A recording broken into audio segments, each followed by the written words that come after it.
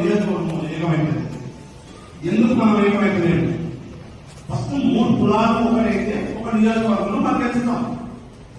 ఎందుకు వాళ్ళ సంఘాలు లేదు? డబ్బులు మొన్న తీర్మానం చెప్పాడు, డబ్బులు ఎవరితో లేవు. ఫస్ట్ మన వాళ్ళకు సపోర్ట్ చేద్దాం. అవి మానవ డబ్బులు లేవు, వాడు మంచి లేవు, మన వాళ్ళని మనమే ఫిక్సేట్ చేసి కాలం చూస్తున్నాం. దాన్ని బంద్ చేద్దాం. ఫస్ట్ ఎవరైనా సరే మంచి అయినా బీసీ వాళ్ళని వేసుకొని ఉదయం సపోర్ట్ చేద్దాం. పురాణం పక్కన పెట్టి ఫస్ట్ బీసీ వాళ్ళని వేసుకున్నాము.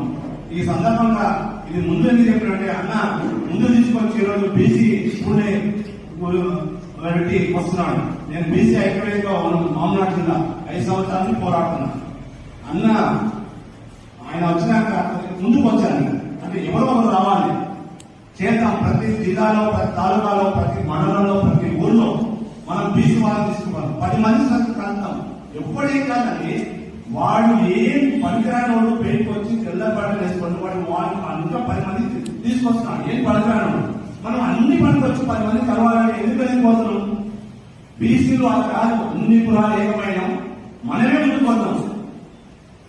రెండవది, ఈ మనం ఐక్యంగా అయినందుకు దొంగ లెక్కలు చేస్తున్నాం. కులగణన అనేది ఆ రోజు ఒక్కరే రోజు, ఈ రోజు నాకు కాంగ్రెస్ వాళ్ళు చెప్తున్నారు ఏ పార్టీ నాకు సంబంధం లేదు. నేను ఒకప్పుడు కాంగ్రెస్ మాజీ కౌన్సిలర్ను, కానీ నేను ఐక్యవేదిక పెట్టుకొని అన్ని పార్టీల నుంచి పోరాటానికి బయటకు వచ్చిన. ఈ రోజు ఎమ్మెల్యేలు వాళ్ళంతా దోస్తానం కదా.